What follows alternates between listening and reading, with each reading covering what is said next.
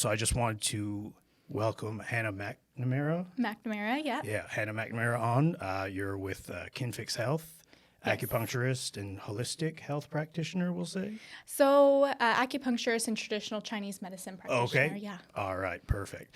And you also run a dog rescue Yep. called Who Rescued Who NS. Yep. So, we're a registered not-for-profit, Who Rescued Who Nova Scotia society, Nice. and we will eventually be working towards charity status. There's a Nice. lot more logistics to it, but that's definitely the long-term goal. Cool. Yeah, I'm just going by Instagram tags, I Yeah, guess. So for maybe sure. I should have did a bit more research. That's okay. So yeah, I just wanted to thank you for coming on. I know we've been chatting a little bit, and we met at Kinfix. Yeah. You're covering for. I shouldn't say covering. I'm not exactly sure the exact dynamic, but I used to go see Rachel, Yeah. and then you kind of plugged in there, and then I still need to go see an acupuncturist and get some fire cupping done. So you're the one. So yeah, that's kind of how this all started. So why don't you give us a little bit of a background on kind of yourself, education? Are you originally from the area, and kind of how this came to be? Yeah, absolutely. I was born and raised in Bedford, Nova Scotia, so Nice. actually really close to here. I've always had a passion for like health and wellness. I think growing up, I realized that there was certain people or circumstances in my life that I didn't want that same outcome for myself.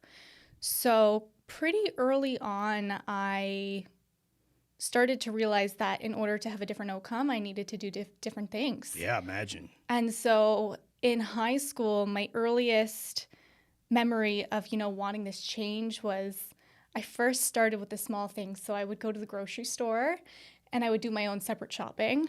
And, I would pick out, really healthy meals, and I would start to learn how to, cook my own meals. And, then I would start going for walks, for runs, go to the gym. And then basically these small habits created this lifestyle. Mm-hmm. And then I learned about traditional Chinese medicine and acupuncture. It really, really resonated with me in terms of,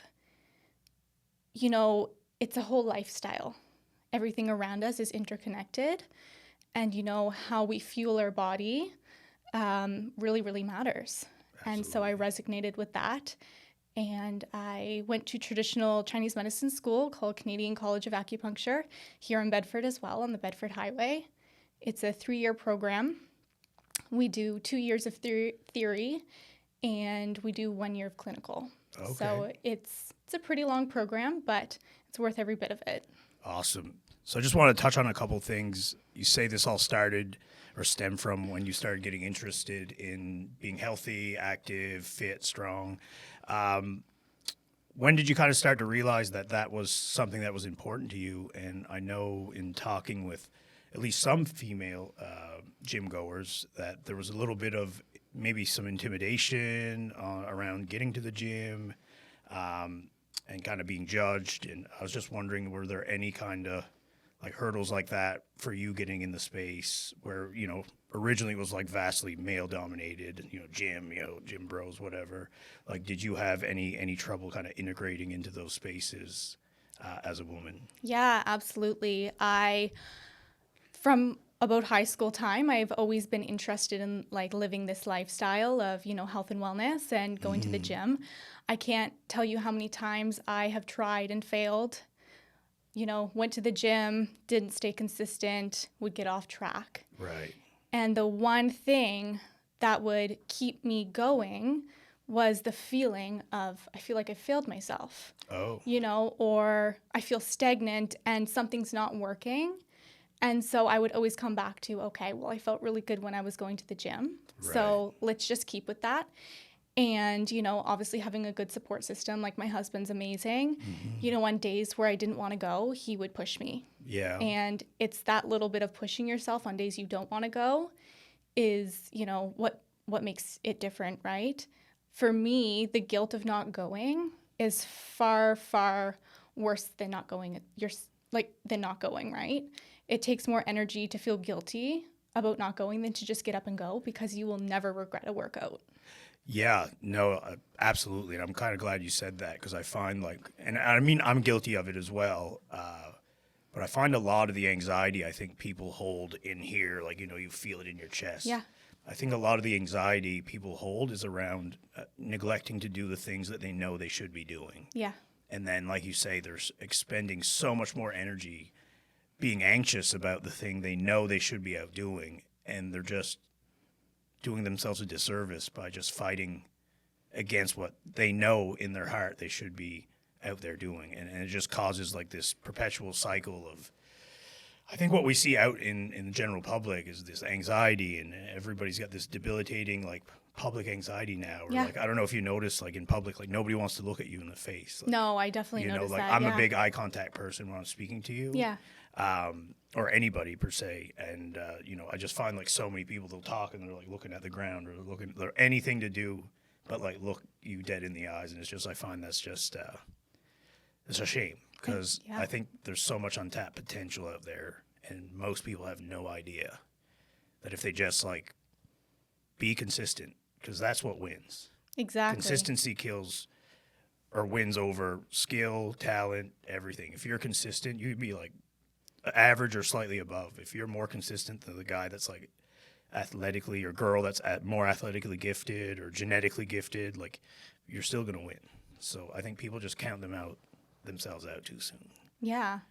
We are our own worst enemies. We give up on ourselves far too soon and far too quickly, and we're our own worst critics, really. Yeah. Why do you think that is? Just to dive a little deeper in there, if you ever pondered on that a little bit. Yeah, oftentimes. I wish I knew the answer. I mean, I think oftentimes the voice in our head is actually maybe critiques we've heard growing up or from peers. I don't necessarily think it's seated within ourselves. I think it's, maybe you've seen someone try something and fail, and then you've seen other people's reactions, and so you're scared to do it. Or, you've had, criticism growing up or in society. And so you take that on and you get in your own head. And I think it's just like blocking that out and not really letting it, take a toll on you and just doing it anyways, because everyone starts somewhere. We're all going to fail. Yeah, I think that's a great perspective, and I couldn't agree more. And something just to lay over, I guess, that we maybe could mutually relate to is like doing this was super hard to get started. And I knew early on that I wanted to do something like this well before I got into the real estate business. But I was like, oh, I don't know. People are just going to think I'm dumb, or like, what's this guy doing, or whatever. And I'm going to feel embarrassed. And I was like, never mind. And I just like went and kept doing whatever I was doing that wasn't the things that I wanted to do. And yeah, to your point, probably most of people's problems, unfortunately, stem from some, I'll use it loosely, traumatic experience. Yeah. Not everything is like, the worst side of that spectrum. Like, traumatic could be very mild or it could be severe, whatever. But yeah, definitely, I think how you were brought up, any like instances in childhood where you tried something and failed and maybe didn't get a good reaction or feedback from your peers or maybe unfortunately even your parents sometimes, like, and I love my parents and probably, don't say it enough, but, I can just attest to like part of my drive and motivation, I think partially in part is because like the requirement of performance was pretty high at home. Mom and dad may not agree to this if they heard it, and I don't know if they watch this or not, but good grades, it's like, I got a B. It's like, why isn't it an A? Right. And it's like, playing hockey, like sometimes it'd be like, yeah, we won, but it's like, yeah, but you didn't really play that great. It's a lot of pressure. So it was like, as a kid, it's like, oh, but that's kind of like the best I could do. Yeah. I gave it my all. And yeah. Or, as a kid, maybe I didn't, but, most times I don't know, I'm a kid. So to me, that was the best I could do. So yeah, definitely. I think people just got to try and get like out of their own way. And I think we talk a bit in our sessions about some stuff, and I think people would really benefit. And I think I mentioned the book by Marcus Aurelius. Yeah, so it'd actually be a form of Stoicism, but it's from Ryan Holiday, which is more like the modern Stoic. but all his teachings would be based off of Marcus Aurelius, the greatest Roman Empire of all time. If anybody doesn't know, wrote a book called Meditations. Everybody should read it. It's basically about how we can kind of react. We can't really control the external stimuli, but we can react on how we externalize our reactions. And anyway, the short way around what I'm trying to say is the book called Obstacle is the Way, I think a lot of people could benefit from, because it's really just about there's an obstacle between you and what you want, and the only way through it is through that obstacle. There's no around or under or over. It's through it. And I think if people just like got on board with that, you know, we'd probably be in a bit better place. But anyway, I digress. Yeah, absolutely. I always say I want to be in the top 5% of people. Heck it, top 1% of people. Yeah, why sell yourself short? Exactly, why sell yourself short? And in order to do so, you need to create habits that, you know, the top 5% or top 1% of people do. So, you know, of course I was nervous coming on this podcast. But how am I going to grow if I don't do things that make me nervous? 100%. You can't grow. You have to just go for it and do it and believe in yourself, even though it's hard. And that will make you 1% more better every single day. And, you know, there's very small percentage of people who will just go for it and do it. Other people will just ponder on it. Yeah, I also couldn't agree more on that. And I think, what am I trying to say here? If you go for it, I mean, there's like you either make it or you don't. But people always view like the failure as like, okay, like it's done. But at least you've tried. But yeah, and maybe you did fail, but that doesn't mean it's over. You just get up, try again. It's like I think Thomas Edison had like before he invented the light bulb, right? And I'm gonna butcher the actual stats, but I think he had like thousands of iterations of the light bulb before one actually worked. So how many times did he have to fail? Right. And get back? And like that's every entrepreneur, billionaire, millionaire. So, you know, it's easy to do what everybody else does. It is. So guess what? You can always go back to that. You want to leave your 9-to-5 job, corporate job, whatever. Maybe it's a great job, but maybe you always wanted to run a rescue or be a real estate agent or whatever, but you took the safer route because mom and dad said you need to go to university, get a job, a degree, a job with a pension, salary, and benefits. That's what I was told. Yeah, most of us were told that, right? Right, and now it's like almost like it's barely a basic standard for applying for jobs. So it's like, yeah, we kind of got sold something that maybe at today isn't. You know, education is power. Like knowledge is power. Don't get me wrong. Definitely. But like might have went too ham on the university and the working for somebody else thing. So my whole thing is like, send it, go for it. Yeah, like, just do it. What are you like?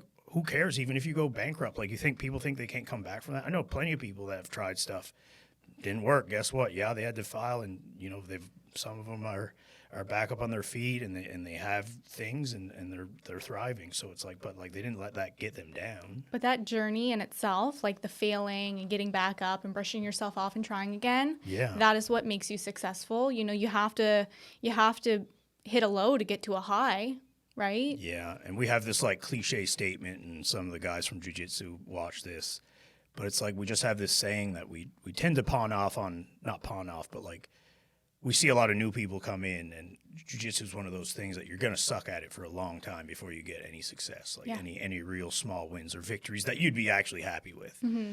And like we always have to kind of remind some of the guys that are new that like, you know, I've been training for 8 years. My coaches and my buddies that own the place been trained for like 15 or 16 years. Like, so there's just a point of time like when people have been around for that long doing the same thing, like you just can't expect to beat them. No. So it's like, you know, it's either, and we say the saying is like, it's either you win or you learn, unless you just want to tuck tail and never come back. Yeah. So like losing is the first opportunity to learn and grow. Absolutely. I think we all just have to put our egos aside, and like we've talked about this before, 100%. But you just have to put your ego aside. Everyone has started at the beginning of something, and you know, we just have to accept that and be willing to learn and make mistakes and grow from it. And you know, people who are above us in these positions, also put your ego aside and understand, you know, you were once in that position too. Right. So maybe do your part. Yeah. Yeah, and it's like, just to steal a saying from Marcus Aurelius's book, Meditations, it's like, again, paraphrasing a bit, but I think generally pretty close to his actual entry. It's like everybody needed help at one point, and everybody had to ask. Yeah. So ask. Who cares? Everybody needed help. Everybody in the world, maybe except, I don't know, whoever, whatever people believe. We'll just use this example. Except for Adam and Eve, somebody had to learn from somebody else. Yeah. And arguably, you could argue that Adam and Eve learned from God, if that's your thing. So outside of those people, everybody else had to learn from somebody else. I learned how to do some of this stuff from another person that coached me along from afar. Somebody mentors me for real estate. Somebody mentors me for different aspects of my life. I am who I am because of the people that I've surrounded myself with and learned from. Yeah. So, if you're going for something and you need help, don't be stubborn and allow yourself to fail. Just ask the question, whatever it is. So, I couldn't agree more. yeah. So anyway, let's dive into a little bit more while you're here. Yeah. That was a great little startup, though. Yeah. But bring us back maybe a little bit to the beginning. Like you mentioned, you're working at Kinfix, acupuncture, Chinese medicine. Yeah. And over the years, just to kind of frame the question, I guess, over the years, don't get me wrong, there's a lot of awesome doctors and modern medicine people out there, and I respect everybody. But I found, over the years, I've been gravitating a bit more towards, the traditional stuff. Because, like you say, I started to realize, I think we're just all connected in general in life. And I think, everything in the body as well is, a good indication of, how connected things are. So I was just curious to, what really drew you to the kind of Chinese kind of medicine side of things versus maybe more the modern route? Yeah, I mean, I definitely think that they both have their purposes. Obviously, Chinese medicine has been around for years, thousands of years. Right. So it proves it works. Mm-hmm. And, obviously we need Western medicine, Of course. If you need an open heart surgery, yeah, Western medicine is the only thing that can do that for you and help Absolutely. you, right? The best way I can describe the difference to me is Western medicine, you zoom in. So, okay. You have a knee injury and you need surgery, right? Chinese medicine is you zoom out. So how did it get to that point? What's the prevention medicines for that? And how can we prevent that from even getting to the point of knee surgery? Right? So it's the zoom in and zoom out. Okay. In Chinese medicine, we have a system called meridians in our body. And so each meridian is associated with a different organ. So we Okay. call them the Zhang organs. So it would be your liver, your spleen, your heart, your lungs, and your kidneys. And so think of it like a piping system, kind of interconnected throughout your body, right? Pipes get clogged. For sure. So a meridian in our body will get clogged, and there's different acupuncture points on these meridians. And so I'm placing a needle on a specific point on a meridian, and I'm basically telling the body, do your job, fix this. Because if you don't and you leave it, well, it's going to cause a backup in the other organs and other meridians in the body. So Chinese medicine is beautiful because we believe it's all a system connected. So yeah, you could have, shoulder pain. If it goes untreated, maybe you start developing back pain, and then now it's lower back, and then now it's hip pain, and you know what I mean, et cetera, et cetera. Yeah, or you can use me neglecting to come back earlier than I have because I had to book back in with you for next week. But my jiu-jitsu neck, it starts here and then it's in my shoulder and then it's in my back. And then that's when I'm like, oh, I forgot to rebook with Hannah. And that's usually, it's good that I'm doing it, but I probably let it go too long. And I maybe will use the term suffer loosely. Yeah. But yeah, probably been in some discomfort longer than I should have been. So maybe for somebody that's never really experienced acupuncture or Chinese medicine, I guess you kind of went through it a little bit, but like, how would you kind of explain to somebody that like new, maybe like a new consult, like how would you help them wrap their head around like what's going to take place and what's kind of some of the benefits of said treatment? Maybe if we just pick on acupuncture per se. Absolutely. So for all of my patients, I do an initial consult and, I'll ask a series of questions. So I'll ask, anything from what temperature preference do you prefer? Do you have a palate preference in terms of taste? Do you go for sweet, salty, spicy foods? Do you ever experience tinnitus, which is like ringing in the ear? Do you have any issues with your eyesight? Like there's a bunch of different questions that I'll ask. And a lot of people are like, why are you asking me this? Well, I recall some of them. Yeah, it's all relevant to whole body picture, right? Sometimes I'll ask people, do you get night sweats? Or, how is sleep? Are you waking up in the middle of the night? Okay, what time are you waking up in the middle of the night? Because we also have a Chinese medicine clock. So depending on what time someone's getting up in the middle of the night, it tells us a lot of what's going on. When we're sleeping, our organs are supposed to be doing their job. Our liver and our kidneys are our filtration system, so they're supposed to be filtering things like, blood and etc. If we're waking up in the middle of the night or not sleeping sound, our body's not able to do those things. So it's all a bunch of questions that I'm asking that's going to help me diagnose and develop set the stage per se. Exactly, develop a treatment plan. And so just because, I don't know, say two people come in, they both have insomnia. The first person's, underlying issue for having insomnia might not necessarily be what the second person's underlying issue for insomnia is. And that's why I ask all these questions, because it all stems, somewheres, but other people, it stems from something else. And so I would do a different treatment approach. It's not like a set standard of, okay, here are points for insomnia. It's, what is going on in that particular person's body and how can I help them so that, insomnia might just be like, a side effect of a real underlying issue. Right? Does that explain it? No, definitely. I think that was a great explanation.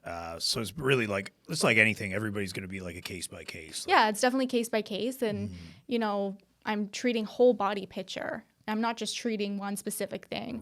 Treating whole body picture. So, you could come in for insomnia and I could also treat your shoulder pain, know? For sure. And you know what? Just like sidebar, you can make a mental note, and I'll see you next week anyway. But sleep's been kind of an issue lately for me. Like I've been up. I don't know if it's because like the baby or what, but like last night I was in bed at like 10, and then I was up at like just before midnight, and then back at 3:30, and then like just before I had to wake up at like 6. 5:30 because I was up at 6. So anyway, yeah, definitely some stuff, and my wife hates it, so we might have to dive in some restless leg stuff. Yeah. And it's mostly in my hamstrings, but anyway, we can definitely get into. I'm being selfish. We'll do that when we're on more of when I'm paying for your time. Oh my gosh! This is your volunteer time. So all case by case, more of a full kind of holistic approach to like, obviously you're curing the issue, but in the bigger picture, you're trying to alleviate any other negative impacts from said issue. Yeah. And one thing I'll also say too was like, I want everyone that comes into my treatment space to feel like safe. And, some people might be nervous of needles. I totally understand that. It's, it can be a little intimidating. I'm not a fan. No. And that's totally fair. I'm very gentle when I needle, and, I listen to my patients, and if they're nervous, well, maybe the first treatment, I'll just do a couple needles, and then we'll gradually keep going from there. And, I, can do different techniques. So instead of, just what I like to say, the sneak attack is just kind of like needling without letting them know. Or I'll get some patients who are a little bit more nervous to take a deep breath in, and on the exhale is when I'll needle. And patients really find that helps too. So, I work with everyone, and I just want everyone to be as comfortable as they can, and, develop a treatment plan that works for them. So. Yeah, 100%. That's great. And I am one of those flinchers with the cups because I know it's going to be kind of cold.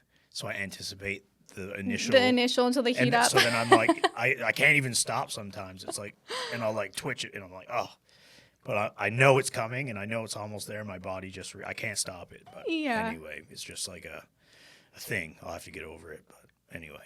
Well, you keep coming back, so. Right? No, yeah. I mean, you're good at it. It's me. It's not you. Yeah. But no, absolutely. So diving into the next point. Yeah. Obviously, there you may have run across some people like I am. I like the whole. I think everything has its place. I think the modern medicine, the Chinese medicine, holistic stuff, homeopathic medicine, naturopaths. Like I do it all. I think it's just like a good approach to just cover all your bases. But I guess my question is like, when you kind of started talking to family or friends about like the route you wanted to go in your profession, like did you find you got any pushbacks like, oh, that's like hoo-ha, like Yeah. what are you Definitely. talking about? Like why aren't you just going to do physio or whatever? Because like they all kind of do similar type ish stuff, and like sometimes now I actually haven't been to see Julian or any chiro or physio there. But like I know in the other place I went, like I found like some of the chiro physio people were like doing the same stuff. Yeah. And I was like, well, what's the difference here? Like Yeah. usually It's I'm a fair thinking question. adjustments and then next thing they're both using needles or like dry needling or whatever. And it's just like, not to say that it didn't work, it's just like it was confusing to me how technically two different practices are kind of coming at the same strategy to treat said ailment. So it's just it was a little confusing to me. And then Absolutely. A lot of people get confused like between dry needling and acupuncture. And Yeah. I totally understand the confusion. I mean, there's a lot of controversial. controversial, yeah, we got it. Let me say that again. Yeah. There's a lot of controversial opinions out there in For regards sure. to like dry needling and acupuncture. Dry needling is usually performed by a physiotherapist or a chiropractor, and they are certainly qualified to do that. Right. It's more musculoskeletal. Okay. So they're treating different reaction points, I guess you could say, or pressure points. Whereas, like I said, traditional Chinese medicine, we're looking at like whole body picture, and I'm treating like specific acupuncture points on meridians. Right. Instead of like attacking kind of the muscle or whatever in question. Exactly. So that's like the main difference. And dry needling is more intensive, I guess you Yeah, could it's say. aggressive. Exactly. Yeah. Like they're like actually stimulating that, like Yeah. manipulating it with their either hands or a machine. Yeah. And then usually for myself, like my patients have the needles in for about 30 minutes, and I'm usually just controversial. Controversial, yeah, we got it. Let me say that again. Yeah. There's a lot of controversial opinions out there in For regards sure. to like dry needling and acupuncture. Dry needling is usually performed by a physiotherapist or a chiropractor, and they are certainly qualified to do that. Right. It's more musculoskeletal. Okay. So they're treating different reaction points, I guess you could say, or pressure points.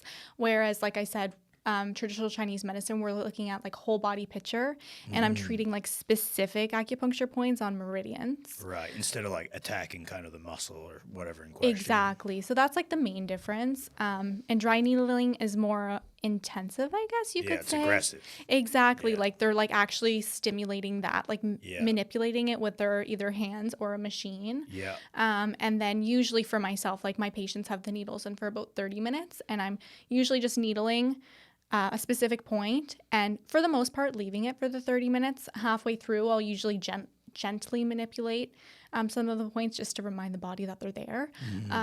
But it's not like intensive like dry needling maybe. So if dry needling wasn't for you, acupuncture is definitely a different approach. Yeah, I mean, I think they both have their place. For sure. Obviously I knew acupuncture and dry needling are different. I just wasn't sure why different practices were using the same method. Yeah. I just never asked, and I don't know. It seemed to have worked, but I tend to gravitate towards the cupping and the acupuncture now. I just find, I don't know, the suction and the moving them around, it just like kind of like gets everything kind of going a bit more. Definitely. And I don't know, maybe it's a placebo thing, but like I can visually see that something happened too, like the cup bruisings and stuff. So kind of in my head, I'm like, oh, well, something worked back there. It's funny you say placebo. A lot of people will bring that up. And actually, on my recent trip in Bahamas, I was speaking with a vet who actually just did his acupuncture course on animals, for Oh, animals. that's cool. So he was telling me about a patient, a dog that he treated, who was like really, really anxious and was having a hard time getting put under. And so he did a point on the top of the head called do 20. And, you know, in humans, I use this to help people like, you know, ground them and calm their shen and, you know, just relax them. And he actually did this on the dog and it worked. It calmed Really? and it helped put the dog under. And so, you know, I was like, if it was placebo, why was it working on the dog? Yeah, Because the dog doesn't know what it was meant to do. for sure. It still worked. Absolutely. So I guess that's my new argument now is that little example. But Absolutely. And I didn't mean to say that your stuff didn't work. no, It's for my sure. own, like, Yeah. No, I'm it's just a fair like, no, point. this is like, I can see that there was work done. So in my head, I'm like, okay, well, this is better for me because like the dry needling is just like, and it's like you twitch for a bit and then you're done. Like, and it's like super uncomfortable. Yeah. But yeah, no, absolutely. And I totally agree. And maybe I should get one of those points to kind of chill out a little bit. You pointed here. That's yin tong. Oh, where did you You say? just- It's up here? Yeah, it's up here, but sorry. you just knew. Is that a good one? It is. It's called yin tong. It's Oh. a great point for relaxation. Oh, well, there you go. We'll give her a whirl. Yeah. So, I guess I want to kind of talk about, you know, the next thing that, you know, I'm a very passionate dog owner. We had two dogs when I was young, but they were kind of older when I was, you know, just young, but they lived for a crazy long time. They never went to the vet. They ate like table scraps and wet food, I don't know, they were spoiled. And they were kind of like outdoor dogs. And they lived till like 17, 18 years old. And I don't find animals are living that long anymore. Yeah. And I don't know exactly what it is. You can kind of, you know, stipulate a little bit and, you know, maybe say it's the dog food. I don't know what it is. But anyway, they live forever. They were great pets. They were kind of outdoor dogs. It was like big Samoyed female. And then she had a puppy with a black lab. So it was like a fluffy Samoyed. We literally called him Fluff.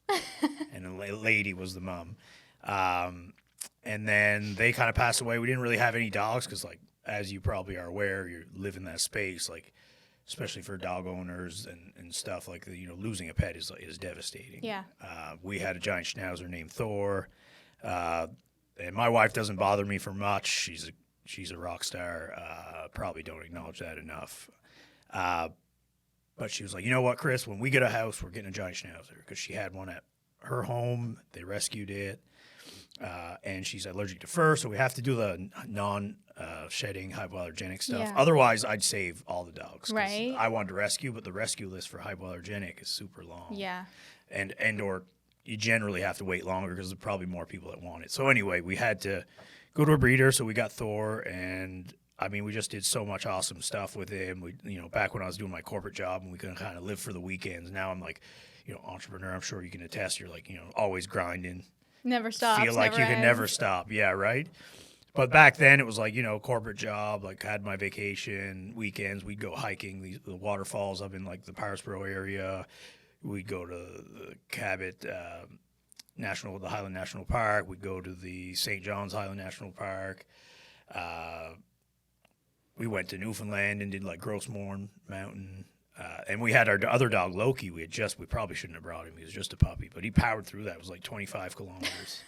Attaboy. Yeah. And unfortunately, through, so a couple things. I guess you probably didn't watch some. I think I've talked about this before, but anyway, in 2020, a couple things happened. I knew I was losing my corporate job in September, and then through that spring, summer, Thor, I noticed he was limping. Actually, it might have been earlier than that. He was limping, and I thought it was just roughhousing. And anyway, it ended up being cancer, bone cancer. So anyway, we tried everything, like amputated, which I didn't feel awesome about because I was like, is he going to understand that we're trying to save him? Yeah, that's hard. Does he just think we're punishing him? And anyway, that all come out in the wash because, Caitlin was his person. I mean, he loved me too, I'm sure. But you could just tell how happy he still was to be around after the amputation, just to be laying with Caitlin. And she went to the washroom once and left him on the couch. And he was like, well, this isn't appropriate. I need to be with my mom. So like I think it was like day of or day after his surgery. Like he got up on 3 legs, which obviously is completely new, and like hobbled over to see her. And that's when I knew. I was like, okay, well, hopefully this works. He definitely still wants to be here. And then unfortunately he succumbed to the cancer, come back. He passed away. It was weird. He was born in June 15th, 2015, and then he passed away June 6th Oh, wow. in 2021, so just before his 6th birthday. And then throughout that, the happier times, like I think Thor was like 1 or 2 years old, we got Loki, our wire-haired pointer griffin, and he's 9. He, unfortunately, we had to cut his like little, I hate to say that because it sounds so aggressive, but amputate his little pinky toe because he had a growth and it was hard, and the vet was like, we can't really take a biopsy, so the only solution, Just remove it. right, Yeah. and then we'll send it away. And then this has all been this week, and I've been like, fuck, it's gonna be fucking cancer again or whatever. So like that's kind of what I've been kind of dealing with, because like I love, like I don't care if you got 4 legs or 2, because I got both at home now. Yeah. You get the same treatment. We went as far as we could with Thor to save him. Like the vet was like, you can't spend any more money. Like, I think it's hard. It's a lot of pressure to like, you're their advocate. You're making that decision for them. So it's like you just have to really be connected with them to know like if they're telling you like they want to push through or Yeah. like they've had enough. And usually you can tell. For sure. And I knew at the end that was it. Yeah. So you kind of just had to do it. But let's try and kind of focus maybe on some happier stuff. So anyway, the whole premise of that is like, I love dogs. I love animals. Yeah. All of them, cats, dogs. I'd love to have horses and a donkey, but my wife's deathly allergic for some reason. So I guess I'm not having any of those. But anyway. You can visit me when I have my horse and donkey. Perfect. You guys can come over. Do you ever watch? I follow Long Hope's Donkey Shelter Rescue. No, I've never heard Oh, of that. I'll have to send you the page. They rescue exclusively donkeys. Okay. And I don't know, they just have like big furry ears, and they seem to be super. They're like puppies. Friend. I've seen videos of them, and they'll like scream, run up to you, Yeah. like a puppy. Yeah, I'm in. I'm all in. Like, Yeah. I would have like a farm full of them, Yeah. and those like Highland cows. Yeah, they're so cute, Right. right? But then I'd just be a farm, because I couldn't, obviously I can't be a real farmer. They're my pets now. Yeah. So now I just have to it'd be just an expensive hobby. Yes, exactly. Oh, it's a very expensive hobby, like even animal rescue. I'm sure. It just never ends. Yeah. Yeah. Well, let's dive into a little bit about that. When did you realize, one, you loved animals to this degree? When did you realize you wanted to start helping? Was there like a defining moment or case or situation in your life where you're like, okay, we did this, it's felt really good, and I think I need to do this again and again and again and again? Yeah, it's funny. A lot of people ask me this question, and it's something I've actually always wanted to do. So I actually have journal notes from when I was a little girl that my family have saved, and of me saying, when I grow up, I want to travel the world and I want to rescue animals. I used to want to be a veterinarian, but anyways, yeah, I would write down. So I was like manifesting this since I was a little girl. And it was just like from here? Yeah, or? just from the heart. I don't know. It was innately in me, I guess. And was there anything as you progressed in life that like reaffirmed that? Sorry to cut you off. No, it's okay. Definitely social media was a part of it. Scrolling on my feed and seeing all these stories on like, the dodo bird and, Yeah, I sometimes I have to like unfollow them because like it's now, sad. Yeah, and especially like, I don't know what I did like with Loki and the amputee. I don't know how or who's listening, but it was like my algorithms flooded with like puppies getting put down or dogs, Yeah. and I'm like, man, like get out of here. So, I mean, and that's for me, like I would, get trapped in all of those. And for me, like I always, since I was a little girl, I wanted to do this. So it was a slow burn in me, Okay. and it was something I just, I could not stop thinking about day in and day out. I would just, daydream about it. And, I was like, okay, I like can't shake this feeling. I just have to go out and do something. So I actually reached out to a lot of local rescues and I put together some fundraisers. So I started off doing 50-50s. I started off making dog treats. and I fundraised enough to be able to fund a rescue trip. So my husband and I went on this rescue trip about 3 years ago. It was to the Bahamas, and we volunteered at a spay and neuter clinic called Operation Potcake. And, just being there and seeing, in person, the struggles that these outer islands have and places in the Caribbean have. They don't have the same resources we do. It's a different lifestyle. The people there have different education and treatment towards animals, different mindsets than here. Yeah. And so I saw it and I said, I need to be a part of like the change and helping. So, it was just kind of spiraled. It was a snowball effect. Once I got one trip down, I was like, okay, when's the next? Nice. So I actually went that year 2 or 3 times. Oh, wow. Now I've done 12 rescue trips abroad. I've done... Over the 3 years? Over the 3 years. I've volunteered at 3 spay and neuter clinics. And yeah, it's just, looking at these animals and seeing their fate, and just like looking at them, like I'm very, very intuitive, and I'm an empath for sure. So I can like feel their pain almost. And, I want to help them get out of those situations. And so, seeing them go from, a crowded shelter, living in a cage to like now snuggled up on a couch. It's like there's no better feeling. Of course. Yeah. Wow.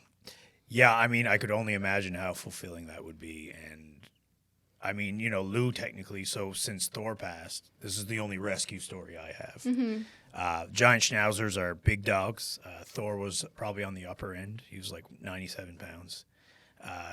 He was busy, he was smart, and he needed to be not just like physically exercised, but you had to mentally exhaust him too. Because otherwise, like the physical part, he'd take a 20-minute nap and he'd be ready to go again. It's like, because they're working breed dogs, like you can't kill those dogs. Yeah. And they're not a common breed, and not a lot of people know. But like that, like he'd close his eyes for I say 20 minutes, like 10, and he'd be like, oh, like that Grossmore Mountain hike was like 25K. And I think we got off that mountain. He jumped into a pool of water, took a big drink, slept for like the ride to the campground. And then we got there and he was still like, oh, like, let's go for another walk. But anyway. Let's go. Right. So anyway, he passed away. Loki is a very different type of dog. He likes to be with himself. He's not like glued to you. Like Thor was like a piece of Velcro. He wanted to be everywhere you were. And maybe that's why Loki wasn't, but he tended to just want to be his own guy. He's like, oh, okay, hey, Hannah, like, oh, okay, you can pet me. Okay, I'm good. I'll go lay on my mat. Like, and then he'd come when he wanted more attention. And then again, Caitlin is his person. Like he's like a hunting dog, and like we have a great like that kind of relationship. But when it comes to like Netflix and chill on the couch or sleeping in with mom, he's all over that. And he's a bit older now. He's 9. He just turned 9. But anyway, it was a little lonely because like Thor kind of had a big presence in the house. You just knew he was there all the time because he wouldn't leave you alone. Really, he was a good dog though. He's a great dog. He was busy. So anyway, we got him from a breeder. She was super involved, always asking for like our hiking pictures because she wanted to know that her dogs had good lives. And I love that. Respect that too, right? So we'd always like back and forth, and Caitlin would send her stuff, and I would send her stuff, and then she was very aware of the, what was going on with Thor and very sympathetic. And unfortunately, we realized that it does run in that line because his mom, she still had. But she ended up outliving Thor. Obviously, she had Thor, so she outlived him by quite a few years, but ended up succumbing to osteosarcoma, so bone cancer. But anyway, she knew how great a life that we give that Thor. And through the pandemic, I think a lot of people got dogs. Yeah, really I did. Guilty. Right?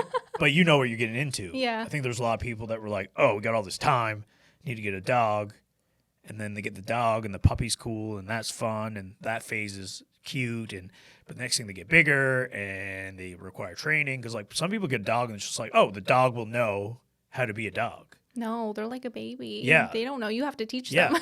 But like I see people all the time walking dogs that just have no regard for the dog's walking them. Yeah. And like they see another dog, like, and they're trying to come over. It's like, so anyway, this dog, Selena, the breeder we used, called me and was like, "Hey, how you guys doing?" And I was like, "Well, about par for the course. Like, it's pretty traumatic. Really tried our best. Didn't work. Yeah, we're kind of gutted. Like, toughest thing I've ever done."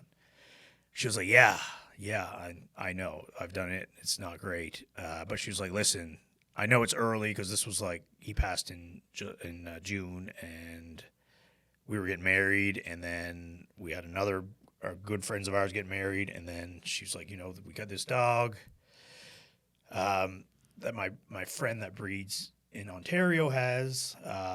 He's been dropped back off, and she's trying to find a new home." And I was like, "Oh man, that's pretty soon." Because I was kind of like, "Listen, after Loki goes, like, I can't do this anymore. Like, I just like can't do it emotionally, couldn't do it." But then I was like, "Oh man, I can actually like save this guy." Yeah. So I was like, "Listen, I'm not making this decision. I'll have to ask my wife." So by the time it got out of my mouth, I think she was already in the car going to get him. Oh. So her and her friend Chelsea went up and met her. So the breeder's in Ontario. She drove down to Bathurst, and they met, and they stayed in a hotel. And the poor guy, I don't think he had any training. He was terrified of the automatic doors, wouldn't do stairs, and he was 1 year old. He was just terrified of anything. So I think there was like a dog that they got. Puppy face was cool. And then once things started to open back up, I think he lived in a kennel.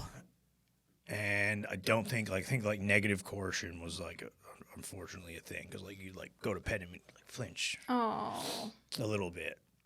But he's kind of a timid dog, so I don't know if that's a causation of him being a puppy or if he's just a little bit of a fraidy cat. But like with training and being with us, he's grown confident and trusting. Like at first, like it took him forever to trust us. So. They're pretty resilient. Yeah. Yeah, but like, we had to go through, like there were some instances that were kind of hairy. Like, he's pretty food aggressive, like, but that's like done. But it was like, we found out the hard way. Yeah. And there's a few other instances that like, I don't like to, he's a great dog. He's our great dog. And sometimes I worry that people are like, "Oh, Chris got a bad dog. Like, can't go there." But like, he's a good dog. He just didn't get a fair shake. Yeah. So anyway, that's my only rescue story. We rescued him. We drove up, and we've put a lot of time into a dog that apparently just wasn't given any. That's really awesome of you guys. I love that. And he's like the happiest. Like, he's pumped to go for walks at 6 a.m., 6:30 every morning, like clockwork. He's like Thor, but like even like a bit more of a live wire. He's like ready to rock and roll. Isn't it so rewarding to see them go from like, like you say, timid and like Yeah. shut down to like this like confident dog? Yeah, like you wouldn't even want to like lay with you, because like that's almost like the best part. It's Yeah. like, you could cuddle with your dog and you watch a movie, or they come and they want you to pet them. And like at first you couldn't really get that close to him. Now you can't get him off you. So he's kind of like Thor again. So anyway, that's a little bit of my rescue story, but like, and I know we got to wrap up because I know you're a busy gal too, but like maybe before we finish up, like what's been some of like maybe the biggest wins that you've had since opening your rescue, and maybe kind of, what were some of those moments, like the ones that make it all worth it? Because I know there's probably a lot of not so great stuff, and not that I want to get on that note, but I know that can be heavy. So do the wins outweigh the bad, and like what keeps you kind of going? Absolutely. It's a lot of like blood, sweat, and tears for sure. Yeah. But it is the, seeing them in the shelter, cooped up in these crates. Yeah, it breaks my heart. It breaks my heart too. And, then seeing them, running freely with their new family and snuggling on a couch and, snuggling up on a bed that they've never had before and, playing with toys that they've never had before. Yeah. That's the best part, and that's what keeps me going. So who rescued who? I'll just briefly touch on that and like the name. So who rescued who is not only are we rescuing the animals, but they're rescuing us in a way. It's obviously very rewarding to see an animal go from being shut down to, this beautiful, confident animal now. So, that's the foundation. And we're really built around community and bringing people together that have one common interest. And that's just to help the world and help these animals. And, they're innocent. They can't help themselves. So we have to help them. And yeah. Yeah. So I feel like I just went off on a tangent. That's What was okay. the I question? liked it. I Oh, listened. one story. The biggest wins and Biggest wins, yeah. are those enough to keep you going? Because like I said, there's a lot of challenges and hurdles, and I know rescues, obviously, like funding can Yeah. be probably one of the biggest hurdles. So I was just curious, like, is there like one or two, like, just like, yeah, like we did it, like memories? Yeah. Maybe in your last trip or the last couple, or maybe locally. Or, Yeah. Okay. So we have Sarah. Sarah is a female adult dog. She's 8 years old. She has lived in the shelter at Bahamas Humane Society for 4 years, so more than half of her life. I've seen that video. Yeah, she's very sweet. She was one of those dogs, she's not like, I think she's absolutely adorable. But she's not, the picture perfect with the pointy ears and the cute little puppy look. Yeah. So she was overpassed a lot. And, those are the type of dogs I want to save, the ones that, no one else wants. Yeah. And so I basically said, give me a list of the longest residents at the shelter, and I want to poll them. Of course, we want to get them evaluated and make sure that they're, friendly with other animals, children friendly, people friendly. That's a factor too. She obviously was.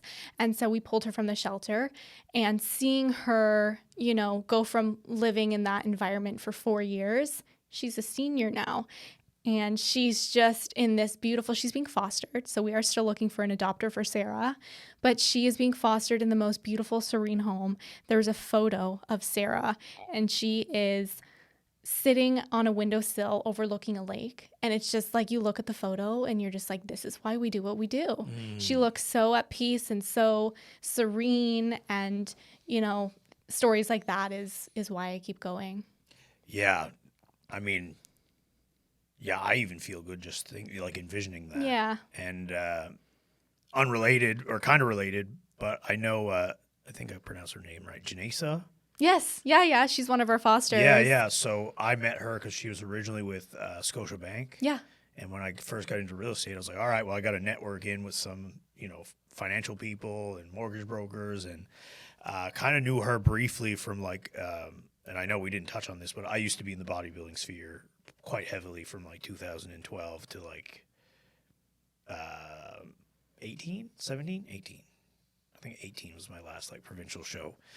But anyway, yeah, I seen the video that she was fostering one of the dogs, and she's a great person and probably just the right person to do that. She's I wish I could give her a foster award for being the best foster right now. Yeah. The videos she's making and the progress that he has made. Yeah, I can't thank her enough. Yeah, and she's great. She's although not used to be somebody that a referral partner, but now she's kind of switched gears, and she was busy just kind of being a mom for a bit, and then I think she's studying for something right now. But anyway, we're not besties. I know her a little bit, and every once in a while, you comment on some stuff on Instagram. But yeah, I noticed that. I was like, she would do that. Small world, yeah. She's a great person. Yeah. So,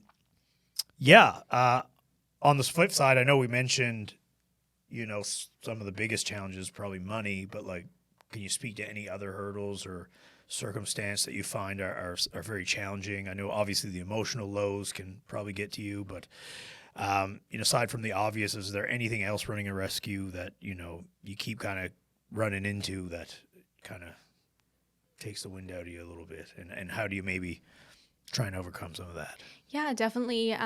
Finding foster homes is definitely a challenge. And, Fair fostering is amazing because it bridges the gap between shelter life and forever home. So fosters are so, so important to us. Unfortunately, a lot of places are not pet friendly. And so that is a huge obstacle. And, eventually I would love to challenge that. I would encourage landlords, especially in Halifax, to, try and be more accommodating. to, allow people to home animals. And, a lot of shelters are also full because people have to rehome their Yeah, animals. because they got booted from wherever and they got to get a new apartment. Which isn't a fate that should have to happen. Yeah, it's not the dog's fault. Exactly. So that's a challenge for sure. Financially, of course, people often forget that, there's people behind these rescues. So maybe this is a little much TMI, but our adoption fee covers, transportation, all of like the medical fees. Yeah, you guys aren't getting anything. No. Yeah. And in fact, most of the time I'm putting it on my own personal credit card. Right. So you're incurring interest. Exactly. And people don't realize that. They're like, oh, they're charging adoption fees. Yeah, that's the minimum. That's what we have to do in order to rescue. Like, I wish we didn't have to. I would love to find beautiful homes and just say, here, you're a good person, take this dog. But unfortunately, there's logistics to it. Everything costs money. Exactly. Yeah. So yeah, definitely the financial, and that's definitely a huge factor as well. Yeah. All right. So for people that are listening, and I guess I'll add, like, I would love to foster. Unfortunately, right now we don't have the space, and with Lou kind of being a rescue, he does good in like public spaces, but I don't know how he would feel about another dog in his space, because Loki kind of wasn't super happy about it at first, and he's super chill. Yeah. And the other issue is if I had the space, like, they just would never leave my house. Yeah. A lot of people say that too. I couldn't foster. I wouldn't be able to give them to the next person. You'd be a foster fail. Yeah. Yeah, I know that. I know. I just, even like I said, if I had the donkeys and I'd be like, oh yeah, I'll start a rescue, and be like, oh, I guess you're just all living here. Yeah. And just couldn't. I don't know if emotionally I just couldn't let go. I don't know. Maybe that's a me problem, but it's hard. But yeah, it's definitely, because I'm like, I can give them the best Yes. life, better than anybody. yeah. Like, that's, I guess, not that I'm better than anybody, but yeah, I really go to bat for my people. So, and Lou, we put a lot of work, we training, multiple sessions, leading, even the training we did up front, and then knowing we were going to have a baby, like, okay, we need to double up to make sure definitely. we're good. And now he's like baby got born, totally different dog. No, I don't know. It's seriously, it's like a switch flipped. Like for the good. For the good, yeah. Loves, super, like, concerned in a good way about the baby, and like, he kind of like try and block people from going down the hall when she first got born, because he like didn't want you to mess with her. That's my baby, he says. Yeah, like he'd like kind of herd you with his butt, and he'd like corner, say if the hallway wall was here, he'd like corner, his butt would be here and the person would be in the V. He'd be like, well, don't go over there, mom's there with the baby. And That's like sweet. Now my wife, every morning she gets up with the baby and like says good morning to the dogs and like makes the little baby pet them, and like, so they're super into it. But how about this for people that are listening, who feel pulled to help? Like, what's the best way they can get involved, get in contact with you? Is there anything that you guys need help with right now or in the immediate future by the time we release this episode that I could maybe help get some eyes on? Yeah, absolutely. Thank you. So we have Facebook and Instagram. We're who.rescue.who.ns on Instagram and Facebook. And then we also have a website. It's wrwns.ca. On our website, we have, information, our why. And we have applications for, fosters, adopters, and volunteers. My goal is, I want to, if people have the goal and dream to like be involved in animal rescue, I would love to make that happen for them. It's something that, a lot of people don't know enough of information about. So please, like, I'm an open book, like, ask me any questions, even like personally on my socials, like reach out to me and I'll always answer questions and help you get involved if you really want to. We could definitely use fosters. That's the main thing. Fosters is always so important. And I'll just briefly kind of share, our foster program. So you would apply, we would do a phone call interview, check your, references and everything. If you're approved, we have a minimum 3-week requirement for fosters. Who Rescued Who, we supply all medical needs, food, supplies during the foster period. Oh, wow. And yeah, so essentially you're just like a babysitter, and you just get to hang out with these amazing animals. So awesome. And it's very rewarding. And then, of course, donate if you'd like. You can always donate on our website, and even just like supporting us by sharing our posts. and, following us. I mean, anything helps. Yeah. Yeah, we'll definitely try and clip that part out too, and try and boost that out there. Thank you. And also, obviously, me being a big dog person, animal person, if there's any opportunity for us to collaborate locally, I'd be interested to see what we could do in terms of that, and Yeah. try and like get some more eyeballs locally as well. Because Thank you. I can't necessarily foster, but I would love to try and help to kind of get you some more fosters. Thank and some you. more awareness around the brand. So Yeah, we'll have to put our heads together and come up with something, some type of event or yeah, post or something. 100%. Yeah. I have some ideas, and I got to think through a couple of them, and maybe we can touch base when I go see you for our appointment. Yeah, Next definitely. week. So, all right, Hannah, thank you so much for coming on and telling us your story through acupuncture and Chinese medicine, and also your passion with your dog rescue, with Who Rescued Who. So thank you, and I'm going to release you back out in the day. Have a great Friday. Hopefully we don't get pounded too hard with that snow coming this weekend. Yeah. But I guess we'll have to deal with that when it comes. Well, thank you so much for having me on as a guest. I was really nervous, and honestly, it was so chill, and you made me feel very comfortable. So just thank you for giving me this opportunity. I really appreciate it. Yeah, ditto. You're very much welcome, and I appreciate having the opportunity to have you on. And maybe we'll have you on again once we have some more updates or some growth or some more programs that we can talk about. Love it. Okay. All right. Cool. Have a good one. Yeah, thank you. You too.